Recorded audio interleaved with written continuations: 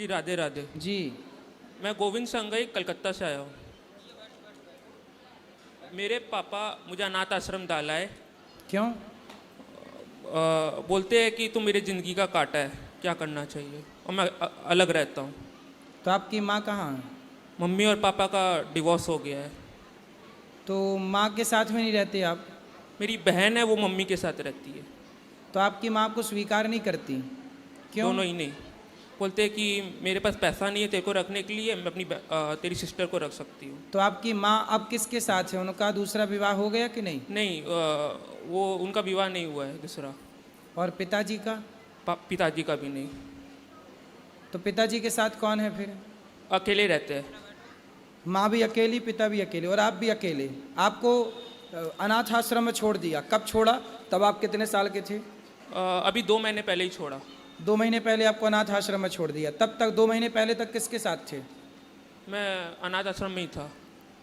नहीं, 2 महीने पहले आप अनाथ आश्रम में गए ना, उस 2 महीने के पहले आप किसके साथ थे, माँ या पिता? उसके पहले भी मुझे कहीं पे छोड़ दिए थे। कहाँ पे? Mental hospital. Mental hospital? क्यों?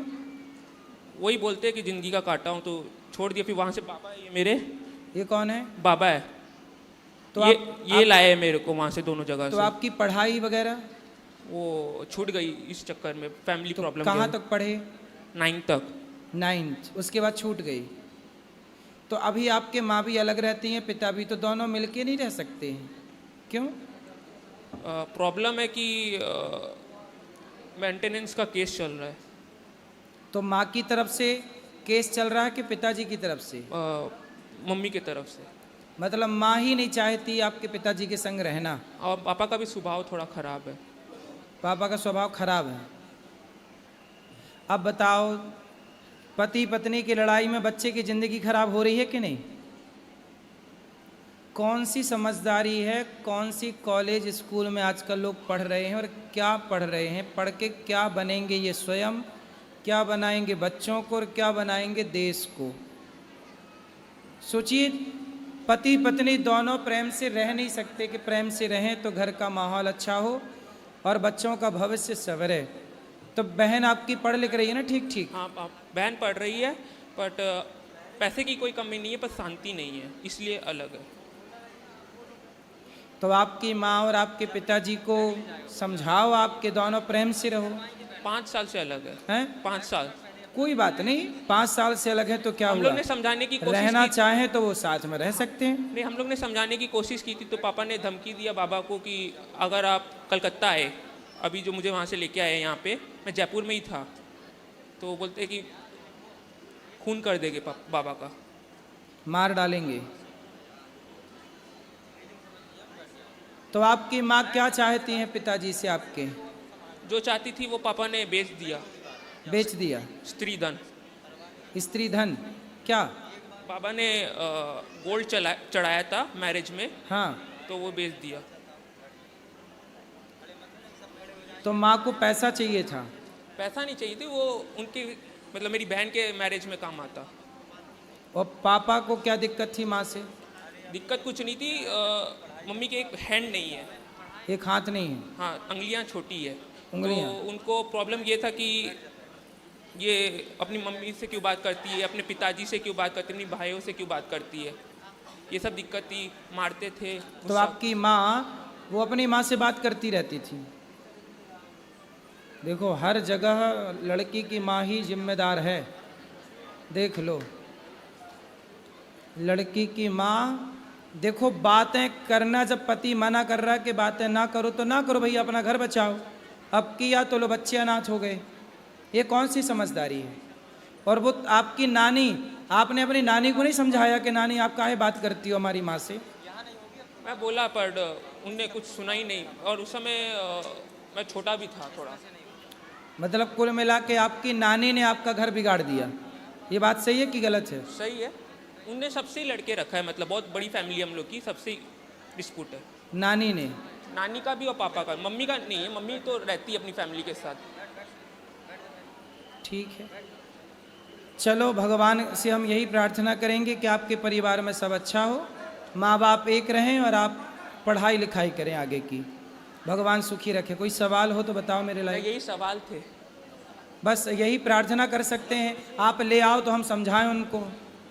राधे राधे गुरुजी। जी गुरुजी मुझे आपसे पूछना है, मुझे जैसे अपनी लाइफ शुरुआत करनी है, क्या करना कहाँ है? से लाइफ को शुरू करना है, कहाँ से करना है? लाइफ को शुरू करना है तो अभी कितने साल की हो आप?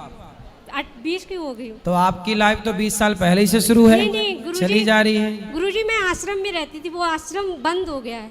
कौन आश्रम? मैं कौन सा आश्रम? सोदार गिरा बरेली। तो काहे बंद हो गया? सरकार ने करा दिया। सरकार ने बंद करा दी, क्यों? अर्ध सरकारी था। तो आप अब कहाँ रहती हो? घर में कौन है आपके माता पिता? नहीं। कोई नहीं, क्यों? बताओ बताओ, हमें बताओ कौन कौन है आपके घर में? पिता कहाँ आपके? एक्सपायर हो गए। कब? 9 महीना की थी तभी। और माँ? माँ सन 2018 में एक्सपायर हो गई। उस समय आप कितनी बड़ी थी? मेरा हाई स्कूल था सर गुरुजी। कितने भाई बहन हो? भाई नहीं है, बहन?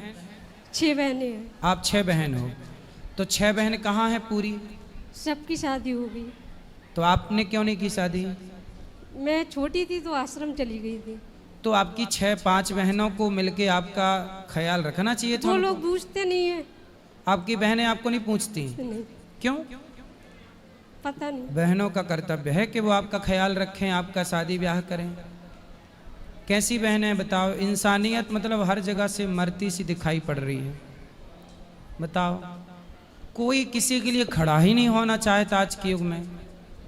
ऐसे में इंसानों का क्या होगा आगे चल के? कोई प्यासा मरता रहेगा, तड़पता रहेगा, फिर तो कोई ना उसे देखेगा। अभी मैं तो एक वीडियो देखा कल, तब से मैं बड़ा परेशान हूँ। मैंने एक वीडियो देखी कि एक लड़का एक लड़की को हॉस्पिटल के अंदर उसके गले पे छुरी चला रहा था, काट रहा था। वो तड़प रही थी, जिंदा थी। लोग वीडियो बना रहे थे, वहाँ कम से कम 10-20 लोग खड़े थे, पर किसी ने उसे बचाया नहीं। मतलब आजकल सबको वीडियो चाहिए, कंटेंट चाहिए, जिंदगी की कोई कदर नहीं है साहब। आज कोई मरने लग जाए तो यहाँ वीडियो सब बनाएंगे, पर बचाने का कोई नहीं। उदाहरण है वो हॉस्पिटल का, मैंने कल देखा वीडियो। मतलब देखो, ये सगी बहन 5 बहनें हैं, पर इसे कोई अनाथ आश्रम भेज दिया। ऐसे बताओ, कल को इसका कोई शोषण कर ले, कल इसके साथ कोई दुर्घटना घट जाए तो कौन जिम्मेदार होगा? जब अपने ही साथ नहीं देंगे तो भला अपनों का साथ देगा कौन? फिर अपनों के होने का मतलब क्या है? फिर भाई का होने का मतलब, बहनों के होने का मतलब क्या है? यदि हम अपनों का साथ नहीं दे रहे हैं तो सोचिए ऐसी समाज और किसका साथ देगी जो अपनों का साथ नहीं निभा रही है। बेटा बताओ, मैं आपकी क्या सेवा करूं? गुरुजी मैं शुरुआत करना चाह रही हूँ, लेकिन समझ नहीं आ रहा कहाँ से करूं। कितनी उम्र है आपकी? 20 हो गया है। 20 वर्ष हो गई। जुलाई में हो जाएगा। तो आप अच्छे से लड़के को ढूंढ के विवाह गुरुजी, कर लो। मैं आपका भाई बनकर आपका विवाह कराऊंगा, मस्त यहीं से, दान दक्षिणा अच्छी देके। गुरुजी मैं अभी पढ़ाई भी कर रही हूँ, मेरा BA फाइनल ईयर है। नहीं तो आप पढ़ाई करो, पर विवाह के बाद भी तो पढ़ाई हो सकती है ना बेटा। लेकिन भरोसा नहीं है। किस पर? किसी पे नहीं है। भगवान पे भी नहीं? भगवान पे है, लेकिन किस पे नहीं है बताओ? समाज पे नहीं है। हाँ, समाज तो भरोसे के योग्य है ही नहीं, ये बात आप ठीक कह रही हो। जब आपका अपना परिवार ही भरोसे के योग्य नहीं है, आपकी अपनी बहनों ने भरोसा नहीं रखा, तो समाज पे क्या उम्मीद कोई करे? आज समाज पे विश्वास करके ही तो लोग ब्याह करते हैं, पर विश्वास करने के बाद भी क्या होता है? महीने भर बाद तलाक का केस लग जाता है, और लड़की 20 लाख रुपया मांगती है, 50 लाख रुपया मांगती है, और कहाँ से भी ला के देना पड़ता है। विवाह तो भरोसा करके ही किया था, पर टूट गया कि नहीं? तो आज के युग में ऐसी समाज का निर्माण हो चुका है जिस समाज पर भरोसा नहीं किया जा सकता। लड़की भरोसा कर रही है, उसे धोखा मिल रहा है।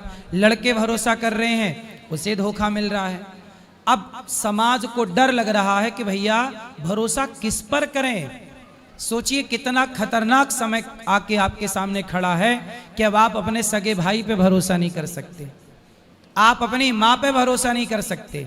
सोचिए वो माँ, वो लड़की उसका ब्याह लगा एक लड़के के साथ, तो माँ ही उस होने वाले दामाद के साथ भाग गई। सुना कि नहीं केस? अब बताइए, वो माँ जिस लड़के को अपनी बेटी के लिए चुना, खुद माँ उसके संग भाग गई, तो ये बेटी का भरोसा तोड़ा कि नहीं माँ ने? बोलो।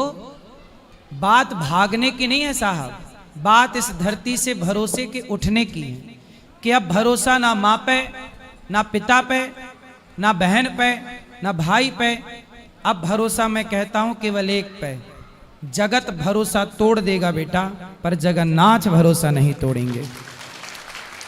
एक भरोसा भगवान पे जरूर रखिएगा, और जो भगवान पे भरोसा रखते हैं तो भरोसे वाले लोगों की व्यवस्था आपके लिए भगवान ही कराते हैं। वो चुन के देंगे आपके लिए बेहतर, आप उन पर छोड़ दीजिए, समर्पण कर दीजिए भगवान को। अभी तक तो फिलहाल भगवान पे ही भरोसा करती आई हूँ। तो फिर आगे भी भगवान अच्छा करे। फिर आपको पढ़ाता लिखाता कौन है? कौन पैसे देता है आपको? इंटर था तो आश्रम में पढ़ाई करी थी, उसके बाद बीए में मतलब स्कॉलरशिप वगैरह मिलती है तो उसी से कन्वर्ट किया था। तो अभी रहती कहाँ हो, किसके साथ रहती? अभी तो मैं अभी आश्रम हालांकि बंद हुआ था मेरा, तो मेरी फ्रेंड है उत्तराखंड में, जो हम लोग साथ में पढ़े थे 9th में, तो मैं उसके यहाँ थी। अच्छा, आपके दोस्त ने आपका साथ दिया? हाँ, मैं उसके यहाँ थी। तो उसके माँ बाप ने कोई ऐतराज नहीं जताया? वो अलग रहती, उसकी भी शादी हो गई, उसके हस्बैंड ने छोड़ दिया है। क्यों? उसका मतलब उसकी राजी नहीं थी शादी करने की, तो उसकी फैमिली ने कर दी थी, तो कोई बात हो गई आपसी में जो भी है, तो वो मेरे पास आई थी आश्रम में। 2 मंथ मैंने आश्रम में उसे रखा था अपने साथ, वो डायरेक्ट आ गई थी। तो अब उसने आपको रखा है? उसने मुझे रखा था। वाह, देखो ये होता है, भला कीजिए भला होगा, बुरा कीजिए बुरा होगा। जब आप किसी का सहारा बनते हैं तो आपका भी सहारा कोई बनता है। यही है यहाँ संसार में, जो करोगे वो पाओगे, वो भरोगे। देखो यही है बेटा, इसलिए अच्छा करते रहो, आपके साथ ईश्वर अच्छा करेंगे। मेरे ला कोई सेवा हो तो बताओ। राधे राधे गुरुजी। मेरे ला कोई सेवा अपना भाई समझ के बोल देना, ठीक है? कहीं भी आपका भाई आपके काम आ जाए तो बताना, हम आपकी सेवा पढ़ाई करना चाह रही हूँ, बस पढ़ाई में सपोर्ट कर देना। जरूर करेंगे, जरूर आपकी पढ़ाई में सपोर्ट करेंगे। पढ़ लिख के यहाँ जो गौरी गोपाल विद्यालय बनेगा उसमें आप पढ़ाने आना, बच्चों को पढ़ लिख के योग्य बनना, राधे फिर पढ़ाना यहीं। राधे राधे गुरुजी। जी, मैं हरदोई से हूँ। मेरे 2 प्रश्न हैं। जैसे बांके बिहारी मंदिर जाते हैं, मतलब कोई भी मंदिर जाते हैं तो वहाँ मतलब प्रसादी मिल जाता है, जैसे तुलसी माला मिल गया या फूल माला वैसा, तो उसका हम क्या करें? घर ले जाओ, संभाल के रख दो। कभी भी आपको भगवान की याद आए तो माला देख लो, वो माला देखते ही आपको बिहारी जी का दर्शन हो जाएगा उस माला में, कि ये वहाँ की माला है, तो एक यादें जुड़ जाती हैं जी। तो उसमें भगवान की याद बनी रहेगी, अच्छी है जी।